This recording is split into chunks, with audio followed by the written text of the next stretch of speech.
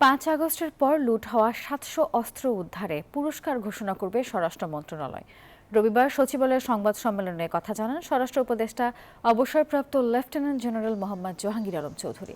রাজধানীর new market থেকে উদ্ধার করা অস্ত্র নিয়ে তিনি বলেন, কারা সেগুলো তৈরি করেছে তা উদ্ঘাটনে মনোযোগ দিয়েছে আইনশৃঙ্খলা বাহিনী। আর গাজীপুরের ঘটনায় শিগগিরই চার্জশিট দেওয়া হবে বলে জানিয়েছেন তিনি। আর এছাড়া জাতীয় নির্বাচন সুষ্ঠু করতে সব ধরনের প্রস্তুতি নিচ্ছে স্বরাষ্ট্র মন্ত্রণালয় বলেও জানিয়েছেন। গাজীপুরে সাংবাদিক হত্যার ঘটনায় দুঃখ প্রকাশ করে জড়িতদের সর্বোচ্চ শাস্তি নিশ্চিতের কথা জানিয়েছেন স্বরাষ্ট্র উপদেষ্টা।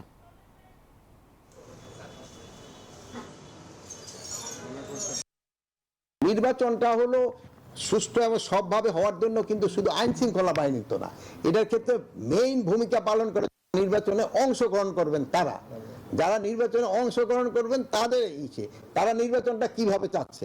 নির্বাচনের জন্য বাজেট কিন্তু স্বরাষ্ট্র মন্ত্রণালয় দেয় না, নির্বাচনের বাজেট ইসেরা দেখা দেয়, এই ক্ষেত্রে ইসেরা দেয়, এই কি বলে ফিনান্স দিবে ইলেকশন কমিশনে, আর ইলেকশন কমিশন এই খরচটার জন্য আমাদের কিছু টাকা দিবে।